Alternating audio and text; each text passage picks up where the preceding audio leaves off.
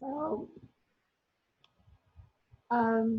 just wanted to say thank you for allowing us to present to you our, let me get rid of this thing.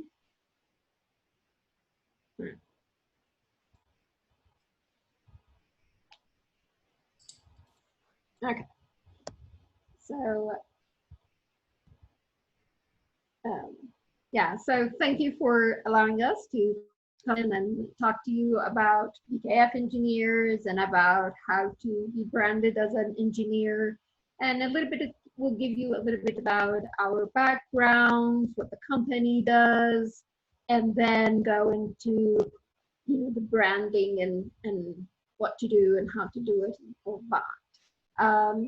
So I'm Yousra Tilden, and I'm a water resource associate engineer. And Lindsay. Hi, my name's Lindsay Carmona, and I'm a water resources engineer. So, come on. It was working before. Now it's not going. Let's do this. There we go. So a little bit about me. So I'm originally from the Middle East. Came to the US when I was about 20 years. I started civil engineering back home. So back home, you're either an engineer or a doctor. And my parents were medical doctors, so guess what I am? An engineer. And the only reason I chose civil engineering is because I like math and physics. And then I thought, well, what is a good,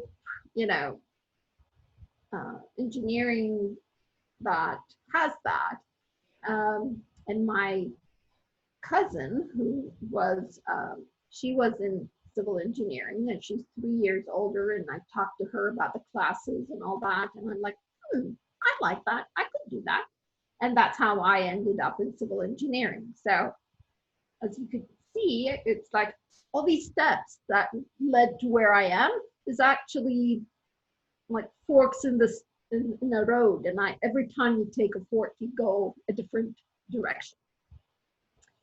So back home, of course, we had our class. I think we were 120, and we had about 30 women. So I thought there was not a lot of people there. And then I came to the U.S. and I went to Cal State Fullerton, and I thought, oh my God, there'll be bazillion women here because this is U.S. And it's like, where are they? Where are the women in these classes? And there were hardly anybody also, and especially in my time, we're talking 82. So it was a long time ago, and at that time there was even less women than there are now. So I finished my civil engineering bachelor BS from Cal State Fullerton. Then I went to Stanford and did my master's in water resources. And why did I do in water resources? Because when I was doing my bachelor, I've taken so many classes back home. I started my engineering there. So by the time I went to Cal State Fullerton, I've had so many classes that I've taken. So I started taking graduate classes, and one of them was design of small dams. And I loved that class. And because of that class, I went into water resources because I thought it was like so much fun. I've never had fun in a class like this one. So then when I went for my master's, I went for water resources. When I graduated, I didn't know what I was going to do or whatever. I wanted to go into water resources, so I did apply to, water agencies, and one of them was Santa Clara Valley Water District, and I ended up working there for 10 years. But I remember my first time that I went for an interview, and it was, God, I didn't get it. But at the time, I was devastated because I didn't get it. I didn't get that job.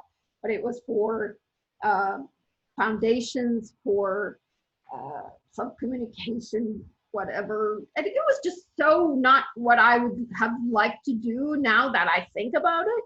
And thank God I didn't get it. So I'm very glad my path ended up, where it ended up. So I ended up in Santa Clara Valley Water District. I worked there for 10 years and I got to design a lot of large diameter pipelines, which is like a very specialized thing. And when I got to be in private companies, I also went with water companies or companies that have a water resources group like BKF, which I have been here for 7 years. And, I'm heading the water resources group, and my specialty is large pipelines. So it's like going all around to get to that point, but it's actually, it's always something that pushes me one way or another. If it wasn't my cousin, or if it wasn't the class that I like, or if it wasn't the first job that I got, then I would not have been here. So sometimes it's what we like plus what is given to us, what gets us someplace. So this is a little bit about me. So Lindsay, oh, there we go. Sorry. It's okay. Hey everyone. So I'm originally from the East Coast. I was born and raised in Maryland. And kind of similar to Yousra, my path, coming out of high school, I didn't know exactly what I wanted to do. It wasn't really predetermined. And there were a lot of different paths that kind of led me to where I am now. So I've always had a love for the ocean and all of its creatures. And so graduating high school, I applied to a marine science program, and they sold me by saying like, yeah, you'll get to do these study abroad programs in the Caribbean and you'll snorkel with sharks. And it sounded so much fun. And so I ended up going down to school in South Carolina to start studying marine science. And once I was there, I realized that there was this huge portion of that was missing, and that was the design. I really wanted to have a career where I was designing and building things. So after one semester studying marine science, I realized that I needed to switch into something that more closely fit my interests. And so I transferred to George Mason University in civil engineering. And it wasn't until I got to the program that I realized there's this huge aspect of civil engineering that still involves water. And so I was so excited to take these water resources classes. And then my first professor that I took a water resources class with had his own research projects going on at the university. So I ended up working with him in my undergrad and did a lot of research with coastal wetlands and hurricanes, and how coastal wetlands can help protect our coast against storm surge. And so, that's something that California doesn't really have to worry about. That was a big issue over on the East Coast. And while I was still in undergrad, I also interned at our construction facilities program on campus. And there I got a lot of hands-on experience getting to go on construction sites and looking at different projects that were being built on campus. And that's where I figured out, okay, I don't want to be going to a construction site every single day. During my research, I got to go into wetlands along the coast, which was really fun. But again, not something I would want to do every day. That picture with the person in the pink book bag, that's me. I don't know if you can see, but I'm wearing waders that are like all the way up to my chest. They're really hot. And there are portions of the wetlands where you would walk and sink in up to your knee. And so I enjoyed getting to do some field work, but not spending 100% of my time in the fields. So after I graduated, I applied to different water resources jobs. And my very first job, the company was working on a very large contract, and they were going to be developing stormwater management practices, which I was really excited about because stormwater management is a way to kind of combine the developing world with our natural environment. But what I didn't realize when I first took that job was that I was just me doing the same thing over and over and over and over again. And it was all conceptual designs. And so nothing that I was developing was actually going to be going to construction. And I decided that's not what I wanted to do. I wanted to build things that were actually going to be, I wanted to design things that were actually going to be built. So I ended up switching jobs, and worked for a company that did a lot of fast-paced projects all throughout Northern Virginia. And I really enjoyed it there. But after my husband and I got married, we decided that we didn't want to live in Virginia anymore. And so we packed up our cat in my Jeep and drove across country to California. And Yousra was gracious enough to give me a job at BKF, where I've been for the last year on the water resources team. And so that's a little bit about myself. All right. And I'm glad to have you on our team. Thank you. I'm happy to be here. So a little bit about BKF. So BKF, we're actually been around since 1915. I was not there, by the way, just for information.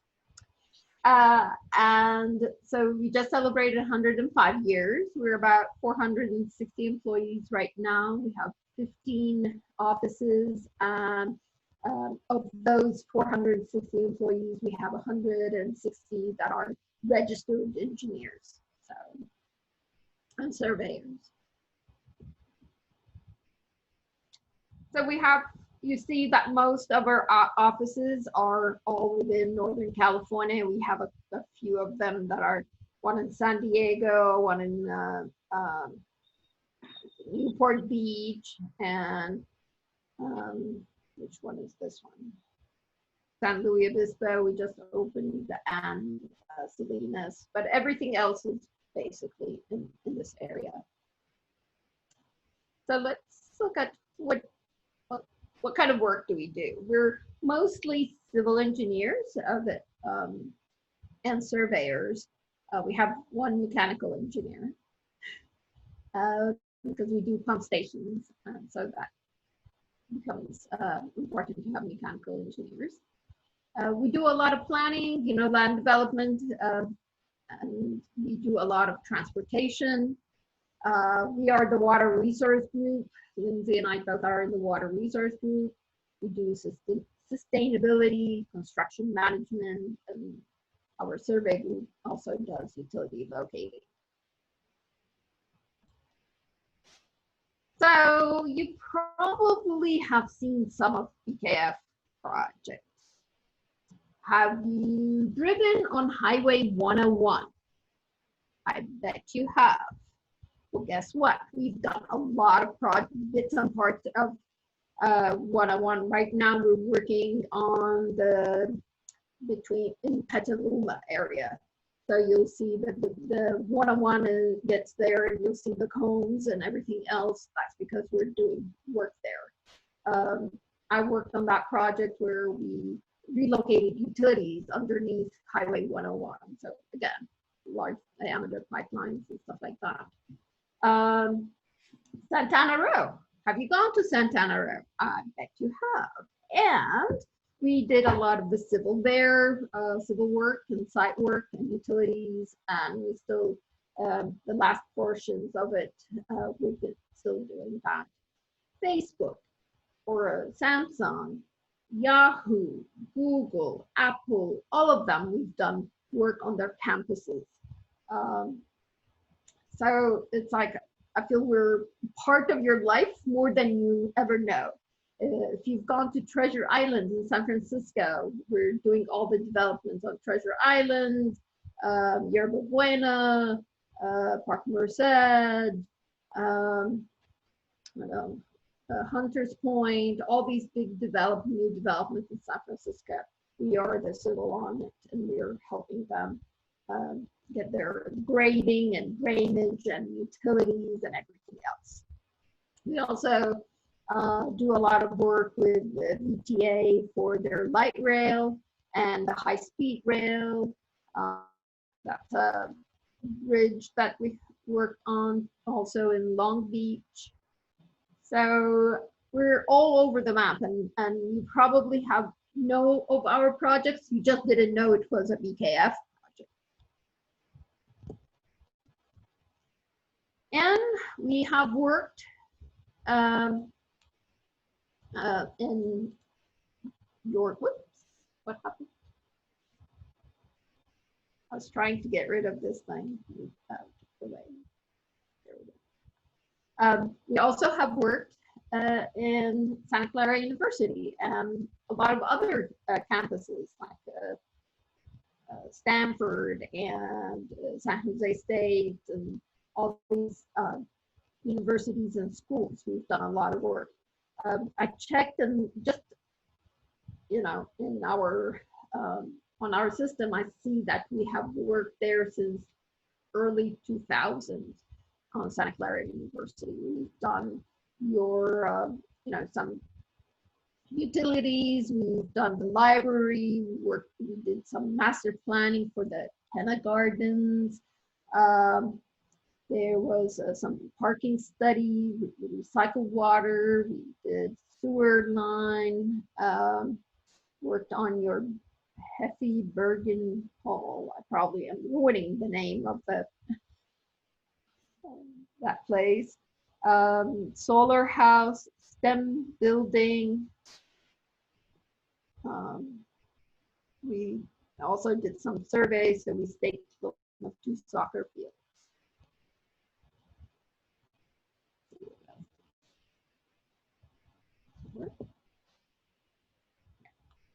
Sometimes it works and sometimes it doesn't. I don't understand what is going on.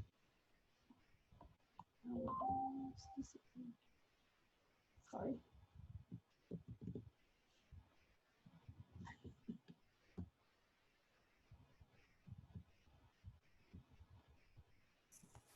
I can just share really quick that the SCU Heffy Bergen Hall, that's actually our engineering building when we are on campus. So a lot of us are very familiar with that building. Okay.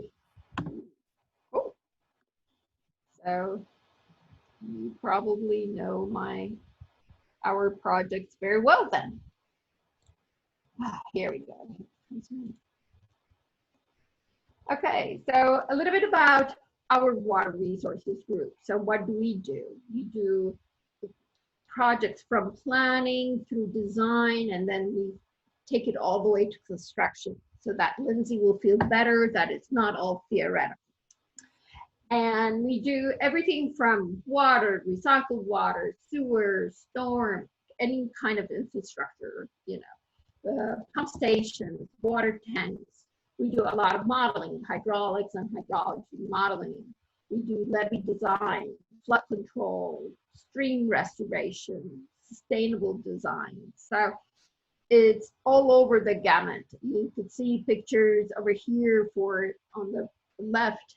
One of them is directional drilling, where we drilled the pipe across a breach or a water, basically like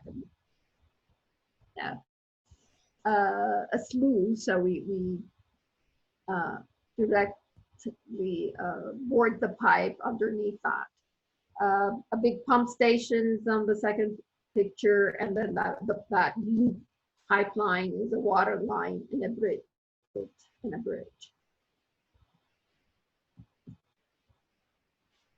So what do civil engineers do? I know some of you are not civil, so I just wanted to give you kind of general what we do. You know, we do the grading and drainage. We do a lot of utilities, which we, you know, as water resources, we do a lot of that. We do a lot of stormwater treatment, which we also, if there is water in we are there, whether it's moving or it's flood, we are there as a water resources. As I explained, we do a lot of sustainable design. We do site layouts, horizontal control, erosion control, stormwater pollution prevention, roads and traffic, earthwork, and of course we do the ADA improvements.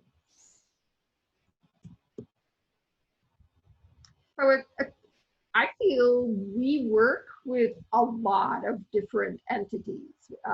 We kind of pull them together, make things happen. So sometimes we have an architect, like if we have a pump station, we may want to make it look nice, the building and whatever. So we had to deal with architects.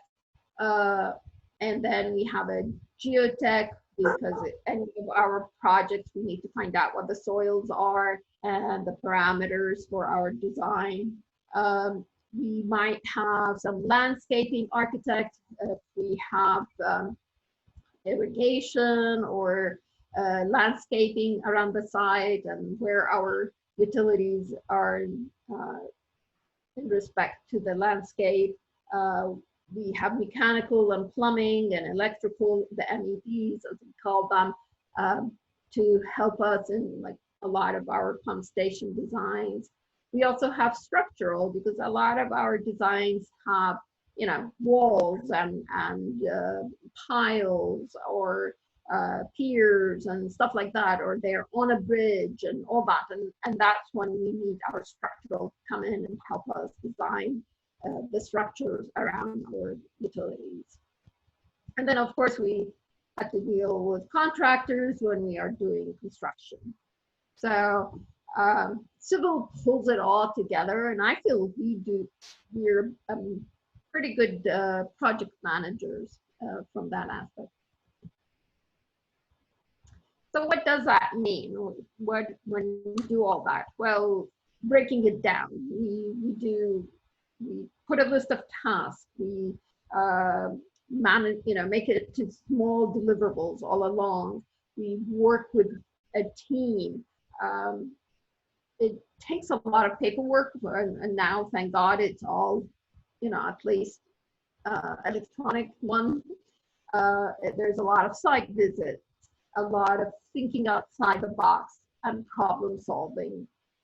You have to understand the people and your client and where they're coming from and what they want and what they need, and cater what you're delivering to them.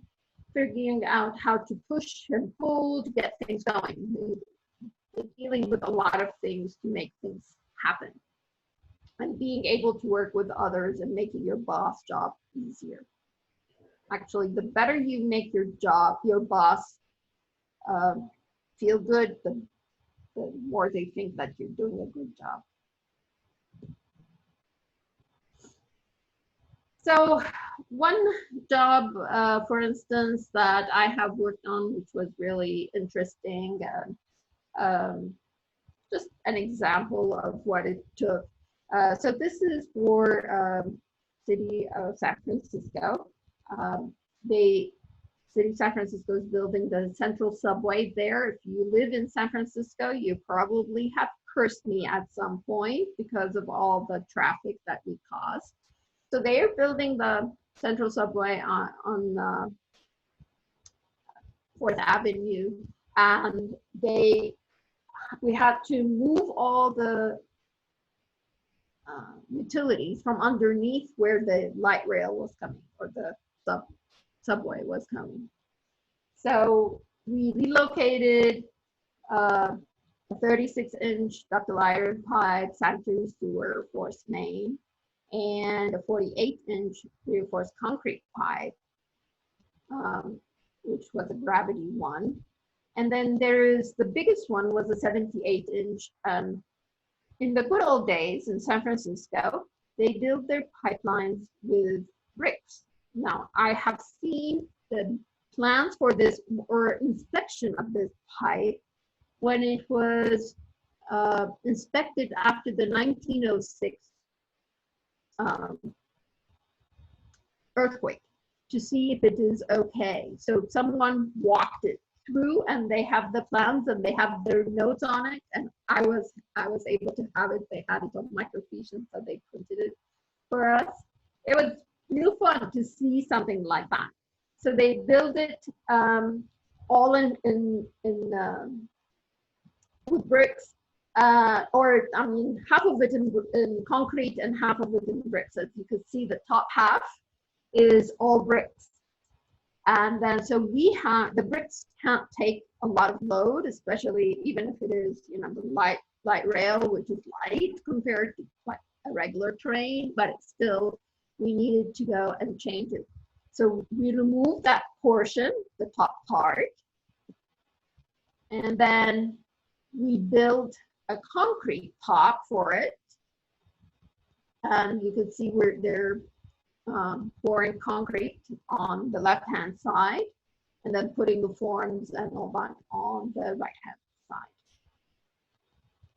And so we were able to keep the pipe where it was, but make it safe to have light rail on top of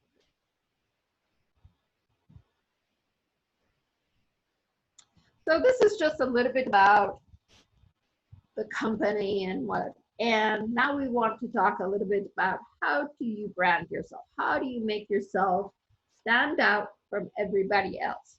Because in reality, what does an engineer need to be? They need to be all of these things. You know, you want to have drive and be self-confident and have a willpower and have some character and logic and you have passion for your work and be responsible and have respect to others and to yourself and dedicated and da-di-da-di-da. Well, great. But the second engineer who's next to you is also doing the same thing. So what makes you any different?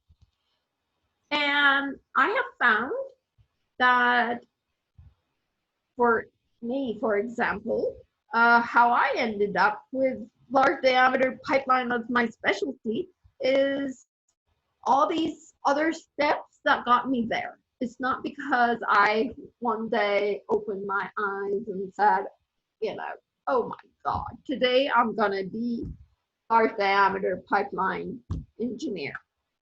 I did it. It's the steps that took you there, opportunities that were presented.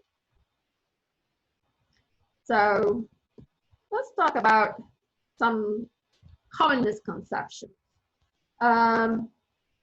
Things like a lot of people think, well, how many times ever am I ever got, you know, would I ever be using these books that I have? And believe it or not, that book that I, you know, that class that I had, the small dam design that I really liked, that book I still have. The only time I don't think I have it is because now it's still on my shelf at work while I'm here. But I must have used it a million times through my career. And wherever I go, with me. I never left it at home. I always have it at work where, you know, even though now, you know, you Google everything and you could find it probably, but I know exactly where that formula that I need is. And it just explains things so much and has so much hydraulics that I use every day. And so you never know, you know, those textbooks that you have, you probably will use them at some point. And the other thing that is that you really could make a positive impact on the world with just doing your job. Doesn't have to be the next Golden Gate Bridge. I mean, I have designed so many pipelines and repaired sewers and, you know, storm pipelines and stuff like that. But in the realm of all the utilities that are out there, they're just so little. But, you know, we all take it for granted when we open the tap. We get water. When we flush the toilet, it goes away. When it rains, the rain goes someplace. So all of these things you would take for granted, but there's a whole bunch of us engineers that if we don't do our job and we don't do it right, you would be opening that tap and not getting some brown water or no water, or your sewer will be flooding or your backyard will be flooding. So anyways, it's all these things that we take for granted. I feel I make a big difference, even though it's not, and especially my projects, they're all underground, you know, nobody sees anything. My specialty is pipelines, and almost 99.99 of it are all underground. So I can't even take a picture after they're built because there's nothing there. So we're always taking pictures during construction. But in the big picture of things is that those little projects that I make have and do make a difference every day in everybody's life. And that to me brings joy to me and makes me want to do more projects and continue my work. And it really gives you, engineering really gives you real world engineering and problem solving opportunities, which is really fun. It's, it's not the homework where it's, here it is, here's the parameters, here's the formula, plug in the problems and you'll get an answer. These are things you have to think sometimes, think outside the box and use your logic. So there are some, what I call unexpected realities. I remember the first, there was a junior engineer right out of school, and his big thing was, I cannot believe how long the day is. And it's an 8-hour day. And I never thought about this. I don't know, I never had that feeling, but it was so hard for that one individual. And then once I started talking to other people, I found out a lot of people have thought that. So it's, you're coming from school and you take a few classes, then you take a break, then there's a few classes, and then there's another break, and then you go home and you're end of the day. You don't have that 8-hour, and if you're lucky if it's only 8 hours, sometimes it's longer. Once you get more and more, you get longer hours and longer days. But sometimes I forget to have lunch because I'm like so much into my work and I'm going on and the day goes by and it's like, oh my God, but you start finding out that you tend to spend a lot of time and that at the beginning it seems like it takes forever and then it seems to fly. The other thing is they draw it and they'll build it. Well, here's by the way, these are pictures of I don't know where we got it from, but they are not BKF projects. We did not design them. So, you widen the street, but you forget the light pole in the middle, and you build a manhole and just build the curb around it. And I've seen a lot of that, not a curb, but fences between houses. If they have manholes there, the fence is right smack on top of it. I've seen a lot of that. Or if you have a ramp that ends in the stairs, or a walkway that goes to nowhere. That's like Winchester Mystery House. So some of those, you can't just do it. You have to think about it. You have to realize that you could draw anything. It doesn't mean it's the right thing. And you have to really analyze what you're doing before you keep going. And then the realization, of course, that not everything you design will be built. That's always like, really? It was very hard for me to take. Then once you get older, you're thinking, yay, this is the perfect design. No one will challenge this or find any mistakes in it because it's never built. So a change of perspective during as you get older and about these things. And it takes a lot of time to make a project go. It's really takes a lot of effort and collaboration to make it go. You need to kind of manage both your clients from one end who want the project to be as cheap and as it takes, you know, they need it tomorrow and they want great product and good quality. And then you have your managers who still want you, this is, you know, want you to do a good job, but they also want to get the profit and to take your time to really analyze and not get into construction claims and problems at the end of a project. That kind of juggling of a lot of stuff will cause stress. And, you know, I've learned the hard way, if you push yourself a lot, you do end up, you know, your body will say, stop, you're doing too much. So one of the things you have to learn is that life is important, life balance is important.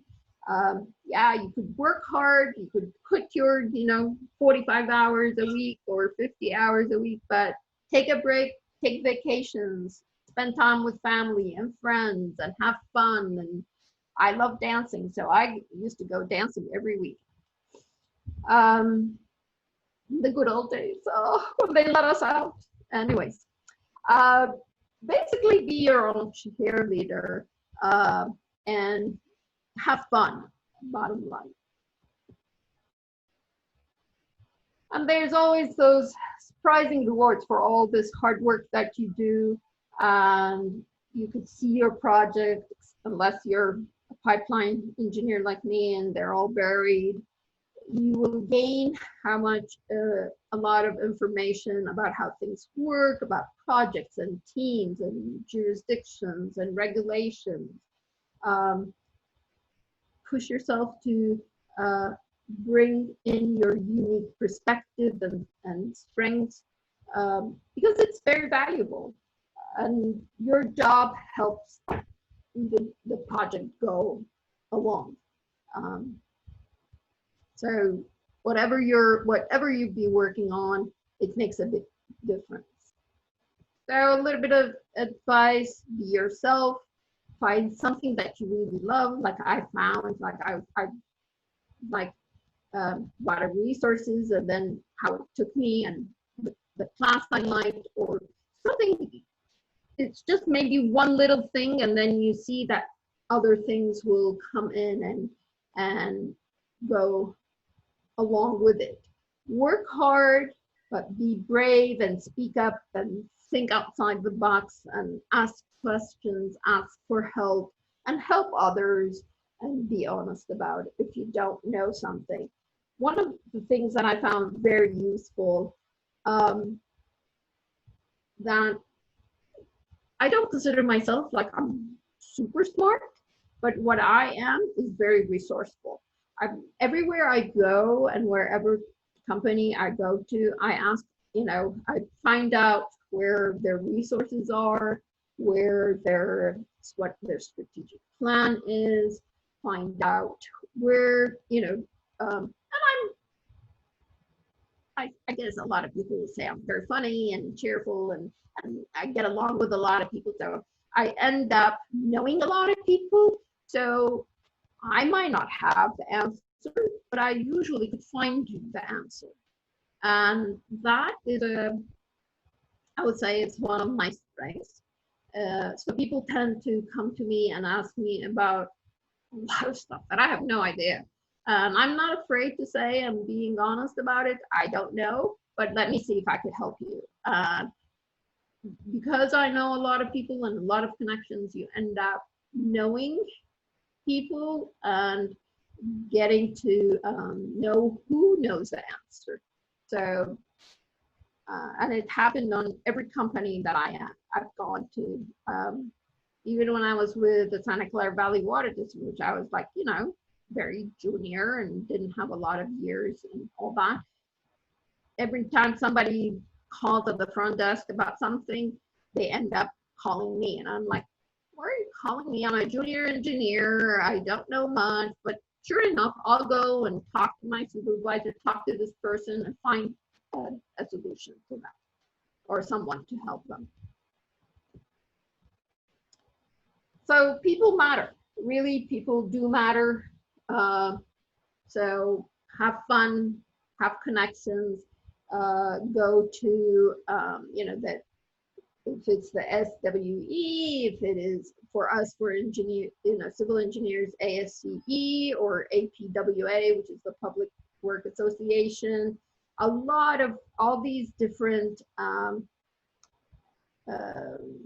professional events, and just to make more connections and to be around other people. Every job I got, every, you know, my friends, most of my friends are people I've worked with, and you know, now they're become personal friends, and so it's always very good to have connections. I'm on purpose. I looked at this picture, the right hand picture, and I thought, ooh, you probably think we're all men in our company, but so I wanted to balance it with another one that has all women, and it was I don't know if you've seen that one, hashtag I look like an engineer. It's all these, you know, the misconception of what an engineer looks like, and so there's a hashtag if you want to check it out. It's really funny. So we were taking pictures of, you know, and this is just some of the women engineers in our Redwood City office at that day.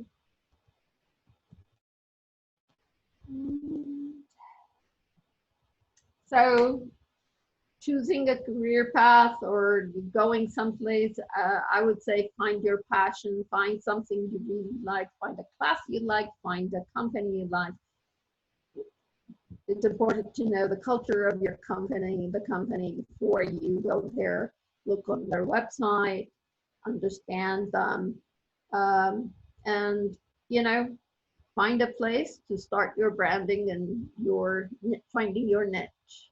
And if you're a civil engineer or mechanical engineers, you know, think about us as BKF, and maybe we could help you. That's it.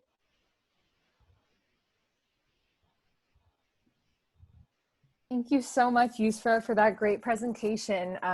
You had so much knowledge to share with us, and we really appreciate you being here and sharing that with us. Does anyone have any questions? I can start off. One question I have is that when you're like looking for that first job or that first internship, like what would your advice be on like how to like get in the door? Like what would your little tidbit be for those people? Yeah, if I knew then what I know now, it would have been such a different aspect, because in my days, I was, and it was through a recession when I was applying. And so at those days, we typed everything. It was fun. And we had to go and put a cover letter and, you know, mail it, and, you know, you don't hear anything for a bazillion years, and you don't know if they got it or not, and all that. So one of the things, and there's no computers, so I couldn't find a lot about the companies. I would say do your homework. It is really important to know who you're going to. You know, you go on their website, check what they have on there. What does it seem fun? Does it seem good? Does it go with what you are studying? You know, do they do other things other than work? You know, BKF is one of one of the companies that I've never seen them. It's like, oh, we have another event today. It's you know, ice cream day, and then there's a gutter putter where they play mini golf around the office, and they have this thing and that thing and whatever. But it does, and they have a lot of like activities like sports and stuff like that people play after work and things. So to me, it brings people together. Once you know people outside of work, you work with them much better. I don't know why, but it does work that way. What else? Find what the company is. Know what you want. I think that's the other thing. I feel I was going blindly at it when I graduated. Just get me a job, kind of that feeling versus, oh, I would like this. And sometimes, it's economy and how it is. But I think though between those two, you should, and then tailor your resume to what you are. One thing I'll add on to that, every job listing is going to have different kind of requirements that they're looking for, and different duties. And so I think one bit of advice that I got a while back was that it can be beneficial to slightly tailor your resume a little bit depending on the job that you are applying for. See, like if they want something who's organized, think about something that you've done in the past, something that you've worked on that shows that you're an organized person. And if you want to include maybe a project that you worked on during school, it's a great talking point during an interview. Because just first coming out of college, you don't have a long work experience or a long history of work experience. So really just, I think, hone in on some of really any kind of job that you've had in the past that has skills that you could have learned that translate to your future career. No typos. Yeah, have someone proofread your resume. Yeah, read it backwards. That's one thing how to pick, because your brain doesn't fill the gaps. When you read fast and forward, your brain fills in stuff so you don't see your mistakes. But if you read backwards, your brain can't do it, and you'll see all the mistakes.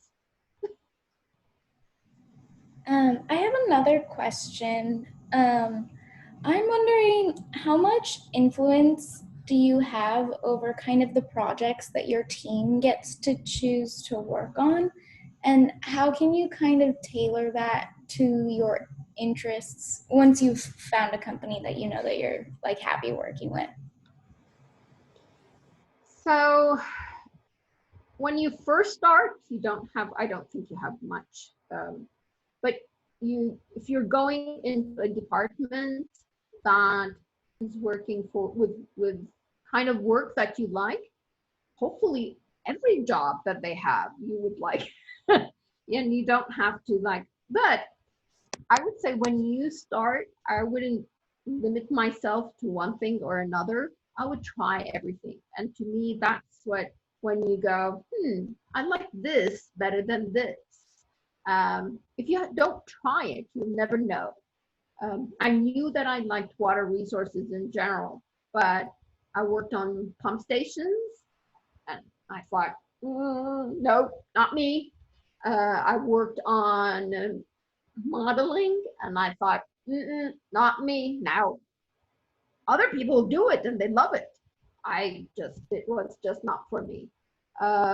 But so sometimes trying different things and working on different projects. Now that I am, you get at a different phase in your career. Now, as a head of the water resources, I have a much more influence of what kind of projects and what we want. And, we put a strategic plan of what kind of project that we want. Private ones, we want public ones, we want these kind of things. We are doing this, but not that.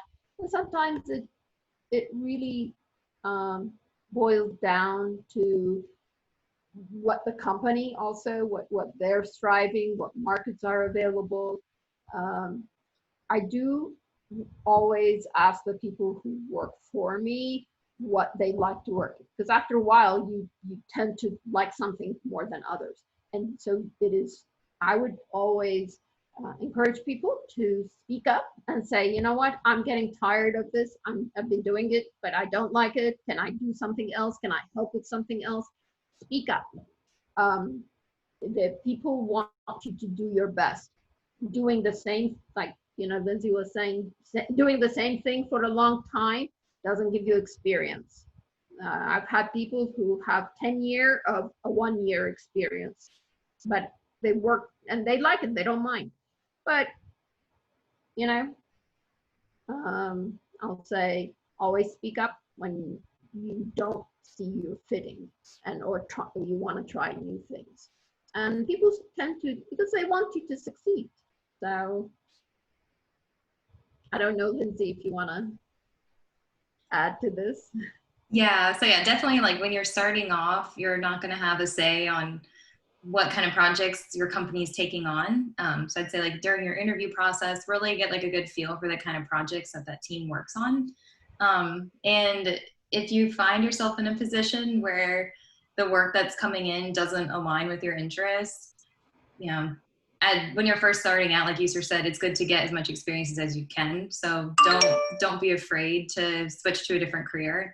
Or a different job. That's what I ended up having to do. Because I did talk to my manager about it. I was like, I really want to work on projects that are a little bit more fast paced and go into construction. And he was like, well, I don't know if you're gonna be able to find that here. And so, don't limit yourself early on. Thank you so much. Yeah, that's very helpful. Yeah, no problem. Yeah, thank you both so much for all that you have shared with our members today and for taking time out of your busy days to be here with us. I'm going to go ahead and share the screen really quick and show. Is that your cat? Yeah, this is Cosmo. You probably heard him scratching earlier. I love that. Okay, so I will go ahead and share my screen really quickly. Alicia, who is the recruiter at BKF Engineers, she has shared this document with us, and it's a list of entry-level job descriptions that are available at BKF Engineers. Unfortunately, there are no entry-level jobs available right now, but if that's something that you're interested in, we can share her email, and she will also be at our networking night, which is on October 19th, so you could definitely talk to her about BKF and learn more about opportunities there on that day. So I think we'll probably go ahead and share this document in the Slack page so that everyone can get a little look at this. So yeah, SWE is definitely going to have some more opportunities for you to get to know more about BKF Engineers and their company. So we're really looking forward to that. And thank you all for being here today. Yeah, of